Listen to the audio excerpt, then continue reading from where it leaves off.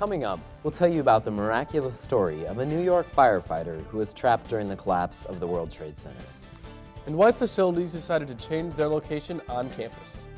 And later on, we'll tell you about how students are prepared for the upcoming performance of Romeo and Juliet. I'm Avery Karkosh. And I'm Jacob Bayne. Stay tuned for all of those stories plus more. You're watching KSP News from the studios of Kirkwood Community College. From the campus of Kirkwood Community College, this is KSP News. With Avery Karkosh and Jacob Bayne, Chelsea Harman with sports. You're watching Kirkwood Student Productions. Many Americans watched in horror as the Twin Towers collapsed on the morning of September 11, 2001. Former New York firefighter Lieutenant Joe Turillo stopped by Kirkwood to give a speech about survival that fateful morning. On the morning of September 11, 2001, millions of people were watching the attack on the Twin Towers. Former firefighter Lieutenant Joe Turillo was there to experience it all. Lieutenant Turillo attended the East Central Iowa Safety and Health Conference located on Kirkwood's campus to retell his miraculous story of survival. I'm right in the middle of the South Tower running past it, and I look up and this is what I see. United Airlines Flight 175. I'm the only one underneath that jet. I see it from the nose to the tail for a split second. And then, ladies and gentlemen, this is what I see. That image is in my eyes. I'm the only one underneath that jet, and boom. Although Turillo's story is tragic, his presentation was very lighthearted, and he even opened with a few jokes. I said, I'll tell you what, it's so cold I just saw a local politician with his hands in his own pockets. Turillo ended his story on a note about heroism. He said he was thankful that Fisher-Price created an action figure, Billy Blazes, that ended up representing the firefighters who lost their lives that day. That night, 344 New York City firefighters were declared dead. 3 days later, one was found alive, and that was me. And Billy Blazes would come to represent those 343 firefighters who made the supreme sacrifice of their own life. Drake Clemmy, KSP News. Since the beginning of the 2013-2014 school year, students may have noticed something different about the facilities department. We go to KSP's Noah Saturn to find out more. Lynn Hall was not the only building to be worked on this academic year. The facilities department moved buildings entirely. We spoke to Tom Kaldenberg to get the details.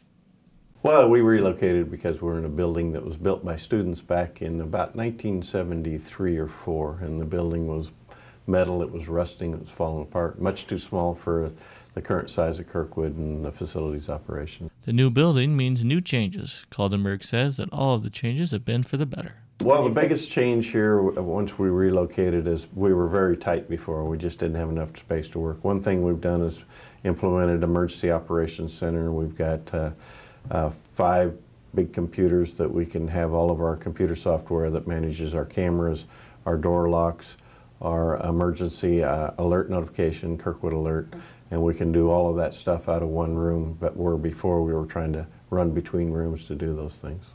Of course, this still leaves one lingering question. What will happen to the old building now that it is no longer occupied? The old building was on the east side of campus over near Kirkwood Village. It's the old metal building over there. It's still there. We should be tearing that down this summer. Noah Saturn, KSP News. On Thursday, February 27th, Kirkwood Community College hosted its annual eating disorder screening and added a new event, a health fair focused on student wellness. Thursday, February 27th, the Dean of Students' Office hosted their annual eating disorder screening. Students were able to drop in from 10 a.m. to 2 p.m. in Iowa Hall to take the eating disorder screening assessment. The actual assessment that they take, it's assessing if they've engaged in binging, purging, overexercising, just their overall viewpoint in regards to food intake, how they think about themselves. After the assessment, students met with the counselor to discuss the results confidentially. During the eating disorder screening in Iowa Hall, Kirkwood Community College simultaneously hosted their first ever health fair to get more students aware of the benefits of being healthy. For the eating disorder screening, we usually get the fewest participants, so we thought maybe throwing a health fair in there and looking at overall wellness would bring more students down here to participate in the eating disorder screening. Students had the chance to check out various booths at the health fair, including St. Luke's Outpatient Eating Disorder Clinic, Blue Zones Project, and the Rec Center. A dietitian from Hy-Vee was also available to talk about their new Val nutritional scoring system. I would say we average between 40 and 50 students per year. We're hoping to get more students here this year because of the health fair. And I guess I feel like it always makes a difference, because even if we help one student, it's better than the 0 that we started with. So it seems like in any of our screenings, we make some really good connections with at least, a couple students to feel like they'll come back and get the help that they need. For any health questions or concerns, please contact Campus Health in Iowa Hall, room 132. Chelsea Harman, KSP News. The animal shelter, located on Kirkwood's campus, allows for anyone to adopt one of their many animals. But before people can adopt an animal, they should know that the animal shelter has a few requirements for the owner to ensure the best possible life for their new pet. The shelter will check to see if the owners have a fenced-in yard if they want a dog, and if the owner lives in an apartment, the shelter will make sure the apartment complex allows pets. This is to ensure that no pets will be returning to the shelter. The shelter also has a new Get Acquainted rooms, so the shelter can see how well the animal and the person interact. They also do a meet and greet, which allows the current household pets and the potential new pets to meet each other to see if they get along. Coming up on KSP News, we'll tell you about how both the men's and women's basketball teams have prepared for the playoffs. And how some students hit the lanes for the intramural bowling tournament. Hello, I'm Hannah Brecht, and welcome to this week's edition of Campus Views. The 2014 Winter Olympics started on February 6th in Sochi, Russia. The games have been ongoing since then and will continue until the closing ceremony on February 23rd. We went out to ask students if they watched the games, and if so, what was their favorite sport or Olympic highlight? I felt like the South American team. I was for Argentina, actually, yeah. Messi, yeah, I always went for Messi, so Lionel Messi. Shaun White getting 4th in the pipe was kind of depressing, but I watched a little bit of the figure skating Olympics, and I saw the free skate or free skiing or something like that, freestyle skiing. I watched some of the hockey because I always have been a kind of a fan of hockey, and I watched some like the snowboarding, like just when I was slipping through channels. I did some, but most of the time I was busy with homework and other things, and so I wasn't able to watch too many of the events. I was able to watch the ice dancing and some of the skiing, but other than that, I didn't get much of an opportunity to. I have a 9-year-old son. He likes to watch Disney Channel, so that prevails. Actually, I haven't watched the Olympic yet, but if I get chance, I'll watch it. Well, okay, this is just my personal opinion. I feel like we shouldn't have gone to Russia for the Olympics, that because of like the spirit of equality and everything like that, everything that's going on in Russia, like gay people are getting beat to death, and that was one reason why I didn't choose to watch the Olympics, because I feel like we shouldn't have gone, like the U.S. should not have gone. I have seen some. I have turned on a little bit. I did try to watch some of the opening ceremonies, but I got a little bit long-winded, and I have watched some, but it seems they show so many commercials that there's a whole lot of commercials and then just a little bit of actual Olympic pageantry.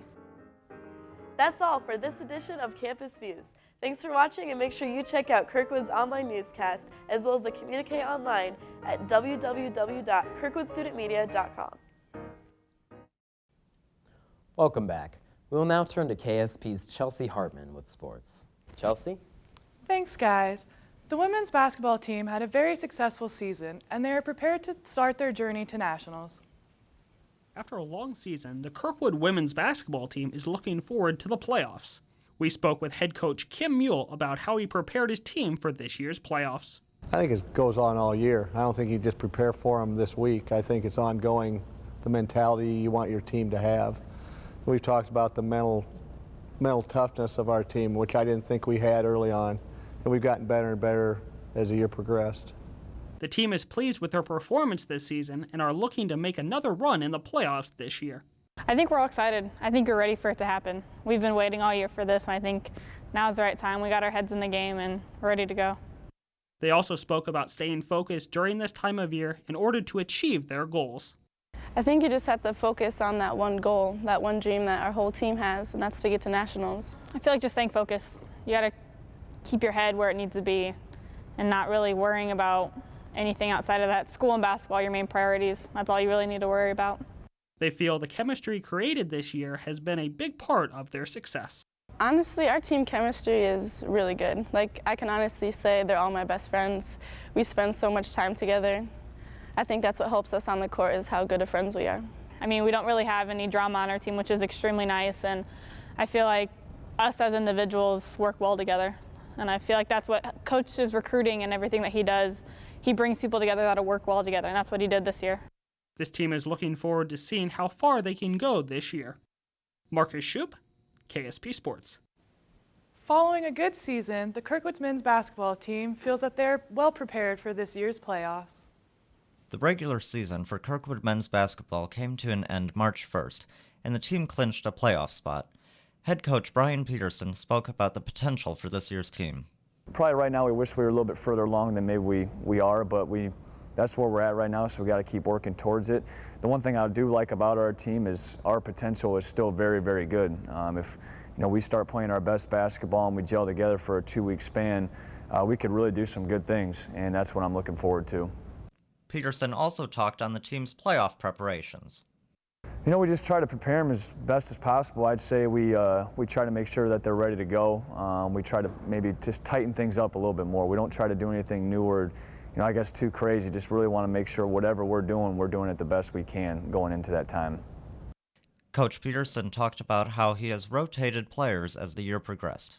At this time of year, usually your rotation shrinks a little bit more. You don't play quite as many guys. Guys are really starting to, they figure out what exactly the team needs for a role for our team to be successful. Starting point guard Taylor Olson missed 3 games with an ankle injury. He returned to the court March 1st and came off the bench playing 22 minutes. We need some other guys, some of our other guards, just to chip in a little bit more, to give us a little bit more. Not one person's going to take over and do exactly what Taylor did for us, but as a collective group, our guards just need to do a little bit more.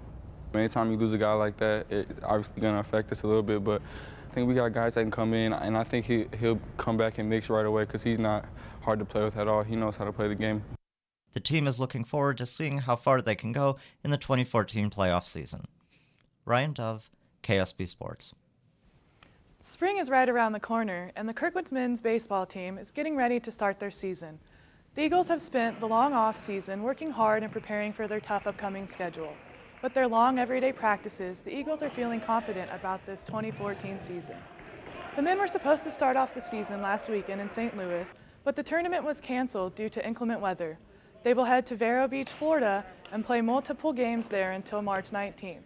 The men's first home game will be a doubleheader against Rochester Community Technical College on March 26th. The men will also have a new look on the field this year. They have 4 brand new uniforms for home games, away games, and practices. The Kirkwood women's softball team started off their season on February 15th with a loss against Illinois Central College 6-1, but the Eagles were able to bounce back with 3 strong wins. On February 16th, the women defeated Wabanese Community College 17-0 and 4-2, and they also defeated St. Ambrose University 4-3. Over the weekend, the softball team traveled to Columbus, Georgia, and were able to rack up 4 more wins and took 2 losses. The women's record is now 7-3. The first home game will be March 16th at 9 a.m. against Connors State College. February 27th brought an opportunity for students to participate in a bowling tournament. The tournament was held at Lancer Lanes, located on the southwest side of Cedar Rapids. Each student participating in the tournament bowled 3 games, and the highest total score was the deciding factor. Sophomore Dylan Maxson won the tournament for the 2nd consecutive year on the men's side, while freshman Kelly Fresh took home the honors on the women's side. As a prize, both students received championship t-shirts. I'm Chelsea Harman, and that's a look at sports. Back to you guys. Thanks, Chelsea. Coming up after the break, we'll tell you why some students received some hands-on training in sword fighting. And also, we'll tell you what is coming up the next issue of the Communique.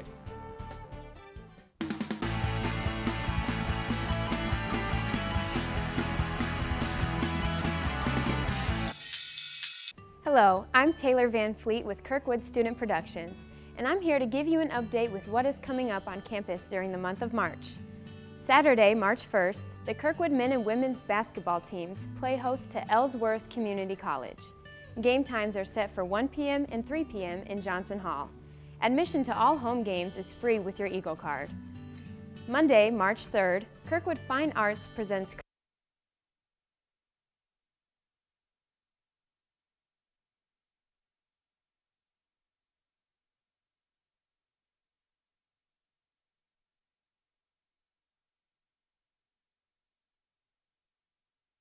or on Twitter at Kirkwood Events.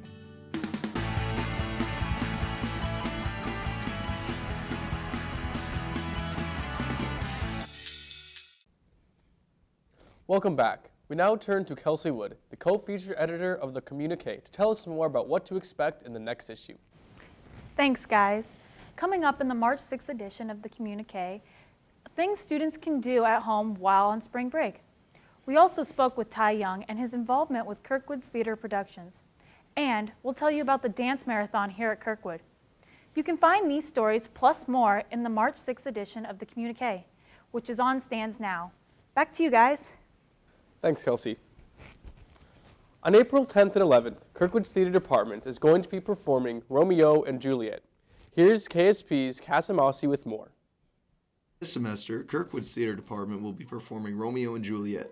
We spoke with director Rick Anderson about the history of the Shakespearean play. Shakespeare adapted the story really from two stories in Italy. Romulus and Juliet was the original story that he started using that was a story in Italy, and then there was a second one as well that he kind of put together as well as creating characters like Mercutio. Mercutio was not part of the original story. This year's casting of Romeo and Juliet is slightly different from the previous years that Kirkwood has put on this production. The cast is very different than what I was expecting. There's a lot more women in the cast. Typically, there are mostly men in the cast, so it's really interesting having more women and also having a lot more women in men's roles. Back in Shakespeare's time, it was more men playing women, so it's a very interesting way of going about it. The cast is looking forward to performing this year's play. Some of the actors have performed in Romeo and Juliet in the past and are looking forward to playing a new role. I'm excited. I'm very excited. Like I said, I like doing Shakespeare. I'm excited. It's a challenge. It's my first time with Shakespeare in a lead role or as a romantic lead, so I'm pretty excited, but really nervous at the same time. The production is being shown on April 10th, 11th, and 12th at 7:30 p.m. in the Ballantine Auditorium, and will have a matinee showing on Sunday, April 13th at 2 o'clock. Casamasi, KSP News. Students had the opportunity to learn the art of sword fighting for their roles in the upcoming play Romeo and Juliet. Fight choreographer Jason Tipsword taught students how to parry, thrust, and disarm opponents. The training seminar took place at the Art and Theater Annex. Jason has been working there with the theater department for the last few months to teach students how to portray realistic fighting in a safe way. That's all the time we have for this edition of KSP News. From all of us at Kirkwood Student Productions, thank you for watching.